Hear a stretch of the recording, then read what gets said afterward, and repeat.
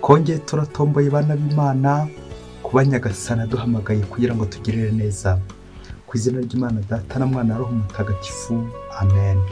Amahoro bana b'Imana, nimuhumure, Imana iradukunda, ije kudukiza kuri uyu wa kane w'icyumweru cya 31 bisanzwe, tariki 28 Ugushyingo 2024, ubwo duhimbaza umunsi mukuru wa Bikira Mariya umwamikazi wa Kibeho.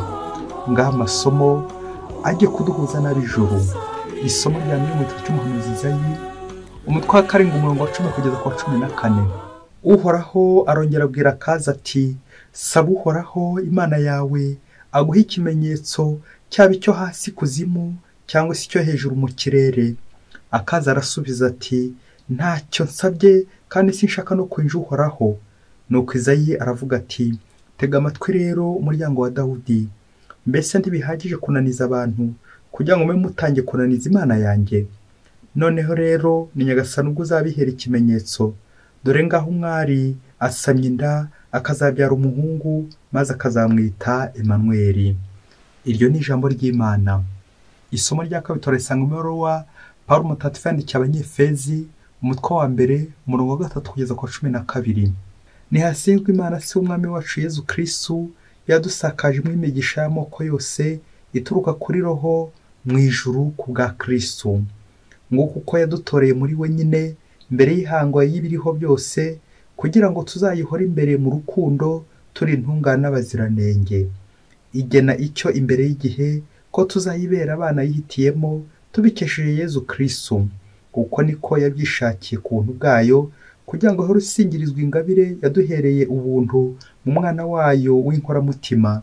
Niyo dukesha gucunguzwa amaraso ye, tukamuronkeramo imbabazi z'ibyaha byacu ku rugero rw'ubusendere bw'ineza yayo, ikaba dusenderejemo ibigiranye ubuhanga n'ubumenyi bwose.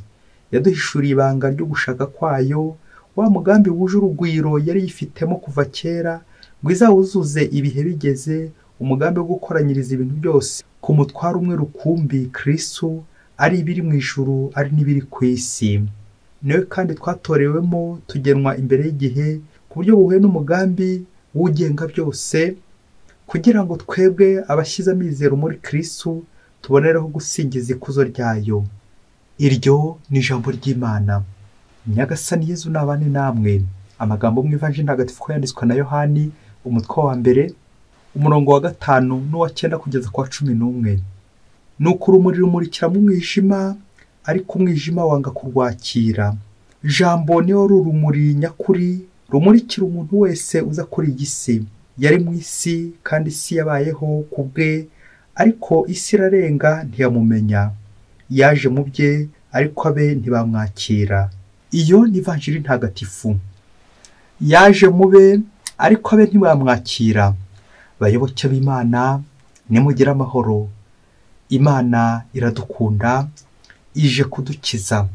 Uyu munsi dufite ibyishimo bikomeye byo guhimbaza umunsi mukuru wa Bikira Mariya umwamikazi wa Kibeho, tuzirikana uburyo Imana yadukunze kugeza n'ubwo ije iwacu kudusura mu Rwanda. Ndabasuhuje rero mwese, Imana ishimwe. Niba uri mu bakira ubutumwa bw'Imana, Imana anyuje kuri Bikira Mariya azi iwacu, aza mu Rwanda ikibeho. Tujya kuzirikana ku ngingo igira iti, Imana ikora ibishoboka byose kugira ngo itugoragoze, igambiriye kutugorora. Uko Imana itugoragoza, ariko akenshi twebwe turanga tugakomeza kugorama. Rero nge nawe twongeye kwisuzume niba ntaho twagoramye kandi Imana arashatse gutugorora. Bityo natwe hamwe n'umubyeyi Bikira Mariya twongere twicuze kandi duhinduke. Abahanga mu itumanaho bemeza ko hari uburyo bwinshi bwo gutuma ku muntu, ariko ngo bumbiye mu buryo butatu bw'ingenzi uburyo wasura umuntu, uburyo wamugeraho. Ngo uburyo bwa mbere ni uko ushobora kumwoherereza ubutumwa, ukamuhereza akanyandiko, ukamwohereza nk'amafaranga, n'ubundi bwoko bw'ubutumwa wamwohereza. Uburyo bwa kabiri ni uko umuntu ashobora kugutuma nk'intumwa. Nanone baca umugani ngo usuzuguye intumwa abasuzuguye n'uhitumye. Ariko uburyo bwa gatatu kandi bukomeye ni uko wakwigirayo. Amasomo twateguriwe kuri umunsi duhimbazaho umunsi mukuru wa Bikira Mariya Umwamikazi w'Ikibeho, aratwerekeza ku buryo bukomeye Imana yakoresheje kugira ngo izi wacu, izi dusanga, Imana turi kumwe. Emmanuel nk'uko twabizirikanye mu isomo rya mbere, Imana ikiyizira ubwayo, Imana yiziye ubwacu. Ubwo ni mu buryo bukomeye bwo kuba wagera ku muntu kumusura, ku Imana yaje kudusura, ndetse bya hafi aha ngaha muri Afurika, mu Rwanda, Ikibeho. Mbikesha iki? Kugira ngo nyuma umutegetsi wa nyengenderere, Munyarwanda ubikesha iki? Kugira ngo Bikira Mariya nawe kugenderere. Abatuye isi tubikesha iki? Kugira ngo umubyeyi nyina w'Imana adusure, Jambo w'Imana wigize umuntu. Ngo turi guhimbaza nyina wa Jambo, Umwamikazi wa Kibeho, tuzirikana uburyo yaje akaza kudusura, nubwo tutamwakiriye. Kutamwakira ni ugutakira ubutumwa yatuzaniye, tukabuca amazi. Ngo uburyo bukomeye Imana yatugezeho yizira ubwayo. Batubwira ko Bikira Mariya nubwo yagaragaye nk'aho ari wenyine, ariko ntashobora kugenda atari kumwe na Yezu. Aho Yezu ari na Bikira Mariya bahari. Nta ukunda umwana ngo yajye nyina, kunda Yezu na Bikira Mariya. Aho Yezu yagiye ajyana na Bikira Mariya, aho Bikira Mariya yagiye baba bari kumwe na Yezu. Nta ukunda umwana ngo yajye nyina.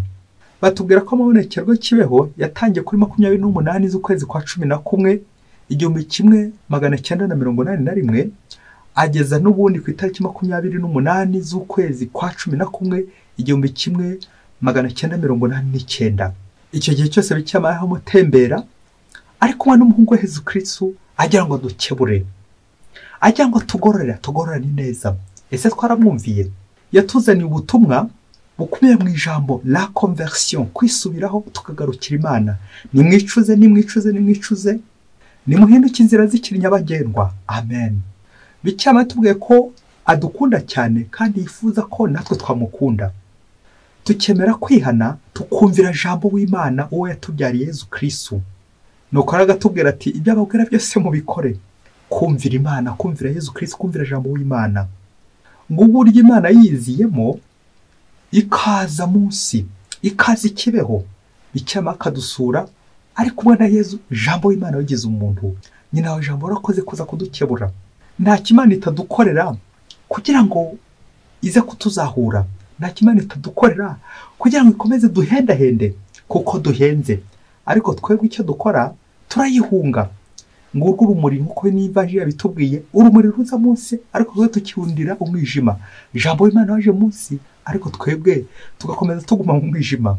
Ngo umunsi umwe ngo hari muki, ngo umushumba yarafite ihene y'inkunguzi, ihene yo muki yahora agimuhemukira, ihene ihemuka. Nuko umunsi umwe ya hene ngo iza gutorongera iragenda. Wa mushumba ashakisha amaheri yose yo guhamagara ya hene kugira ngo yongere igaruke, dore ko kari agahene k'agahemu, agahene k'agasekurume. Nuko afata icyemezo, ashaka amaheri ashoboka yose kugira ngo aze kubona ya hene. Nuko ngo agana ishyamba, agenda ahebeba ashakisha ya hene yatorongeye kugira ngo ayigarure iwe. Ngo abamubonye ari kugenda ahebeba baramureba ati uyu mugabo koko nta soni afite kugenda ahebeba. Kugenda uhebeba ntuzi ko n'ikirura gishobora gukurira muri iriya shyamba kuri kugenda uhebeba? Wa mugabo ngo arababwira ati ndi gushakiye nanjye azime, ndi guheba byibuze ngo ninyumva izi nsanga ubundi nyicyure mu rugo. Nuko wa mugabo aho kugira ngo yumvire abari kumubwira ati wabiretse, wa mugabo wabiretse ko ikirura kiri hafi gishobora kurya, cyumvise uri guhebeba. Wa mugabo akomeza kugenda ahebeba, yanga kuva kwizima, akomeza kugenda ahebeba. Ati byibuze niyumva ijwi ryanjye iraza isanga ubundi nyicyure nyijyane mu rugo. Akomeza kugenda ahebeba, ntiyatinya uruvugiro, ntiyatinya ikirura cyashobora kumurya, mpaka ya hene ije imugana. Yakomeje kugenda ahebeba, ntiyacika intege mpaka ya hene ayibonye. Bayoboke b'Imana, Yezu Kristo akuzwe. Mu kuzirikana nk'ikigereranyo urugendo, iyo ntera iri hagati y'umuntu n'ihene, umushumba n'iyo hene, twayigeranya, mwumve ko ari ikigereranyo. Yavuze ikinyeyo ntabwo ari buri gihe ko bihuye. Twayigeranya nanone iyo ntera iri hagati y'Imana n'abantu, incarnation, ubwo Imana ifata umubiri, ubwo Imana yigira umuntu, Jambo w'Imana wigize umuntu kugira ngo aze kuducungura. Nguko guhebeba, Yezu Kristo akemera kubabara, akavuza induru kugira ngo aze kuducungura. Yezu ku musaraba imbabazi ze jambo w'Imana wigize umuntu. Iyo duhimbaza Bikira Mariya umwamikazi wa Kibeho, reka tuve mu rugo tugane mu ishyamba nyuma yuko tubonye iyo hene, dusoreze ku tuntu dutatu tuza kudufasha kwakira neza no gucegerwa n'ubutumwa bwa Kibeho jambo w'Imana wigize umuntu. Icya mbere ni ikigereranyo, turazirikana urwo rugendo, iyo ntera iri hagati y'umuntu ndetse n'ihene, umushumba ndetse n'iyo hene, uburyo yemera guhebeba.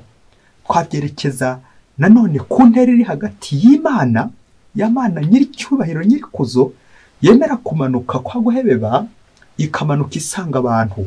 Iyo ntera iri hagati y'Imana n'abantu, twagenye none iyo ntera iri hagati y'umuntu n'iyo hene, kugeza igihe wa muntu aboneye ya hene, kugeza igihe Yezu Kristo jambo w'Imana wigize umuntu akamanuka aje gutabara abantu kandi akababona akabakiza, uko nicyo cyamuzanye Yezu Mukiza jambo w'Imana wigize umuntu. Ngiyo incarnation, nguko kwigira umuntu kwa jambo. Nguwo Bikira Mariya natwe ukomeza kugeza dusura, atwibutsa ko turi abana b'Imana, atugorora agatugorora neza, atwibutsa ko Imana idukunda kandi natwe ko Imana yifuza ko tuyikunda. Icya kabiri twazirikana nizo mpuhwe z'Imana iza kudusura, ibona imeze nyine nk'uwo mushumba utita yuko ikiro cyaza no kumurya, nuko akemera akajya gushaka ya hene. Ihene ihemuka, kagasekurume ko buki kahemutse gahemuka, jambo w'Imana nk'ikigereranyo kaza hebeba, kwa kundi aza dushakashaka muri ya sayo twaguyemo kugira ngo dukire, kugira ngo dukize. Ngurwo uruzinduko rwa Bikira Mariya nyina wa jambo aza kudusura twebwe abanyabyaha, twebwe abahemu, twebwe abononyi ba Kiliziya. Icya gatatu twazirikana iyo hene nyine ihemuka, ko gasekurume gahemuka, twakagenye twebwe abanyabyaha, ibyaha dukora, ubuhendanyi, ububeshyi, kwanga kugororokera Imana, kwanga kuva kwizima, kudahinduka, kuticuza, kugira inda nini, ibibazo by'amoko, ironda koko. Ugasanga umubyeyi cyangwa bigombye kumuhagurutsa aje kukureba, aje kugira ngo uve kwizima, kuronda ubwoko n'ibindi bibazo byinshi cyane bicyabaye umuzana, aje kukwibutsa ati waretse ibi bintu koko, waretse kugendera ku moko, wakwakiriye abana b'Imana bose kimwe, wakunze, wagize urukundo muri wowe, ugakunda abantu bose, waretse ubugambanyi, waretse kwica, waretse kuroga, waretse ubugira nabi. Ayo niyo Mariya Bikira Mariya nirinze kuvuga guhebeba, akarira agira ngo arebe ko wakwicuza, wakwihana, twihane twicuze. Nawe rero niba wakira ubutumwa bwa Bikira Mariya umwamikazi wa Kibeho nyina wa jambo, gerageza urwane n'ingeso mbi yose uyicikeho, maze ureke wakire Yezu, icyeza kubwira ugikore, umwumvire buri munsi. Bayoboke b'Imana, bana ba Bikira Mariya, buri wese ahari niyegura ishapure ye, twifatikanye n'umubyeyi waje kudusura, tumwiyambaza iminsi yose, dore ko Bikira Mariya adufasha kuyoboka Imana. Iyo tuvuga ishapure dufatikanya na Bikira Mariya gusingiza Imana, natwe tugasingiza Imana, umubyeyi akarushaho kudusabira kandi adushyigikiye. Nawe rero kuri uyu munsi wa Kibeho igura ishapure yawe usenge, dore ko Cyama yavuze ati abantu benshi ntibasenga, ndetse n'abasenga ntibasenga uko bikwiye. Nawe uzi kwisuzuma niba usenga uko bikwiye, niba udahushura amasengesho, niba gusenga kwawe biganisha kuguhinduka. Byaba rya umuhanga wavuze ati niba isengesho ryawe ritaguhindura, wowe hindura uburyo ukoramo isengesho ryawe. Mbifurije umunsi mwiza wa Bikira Mariya, mubyeyi Bikira Mariya nyina wa jambo akomeze gutuvuganira, kandi ubwo yaje kudusura kubera urukundo rw'Imana, Imana ikamutuma akazi wacu, akomeza dusabire turushaho kunyura Imana mu migenzereze yacu yose, dukorera Imana, tugororokera Imana mu buzima bwacu bwa buri munsi.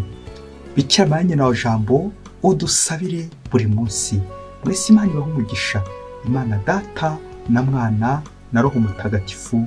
Amen. Padiri Masumbuko Ladislas wa Diyosezi ya Cyangugu. Maria nyina w'Imana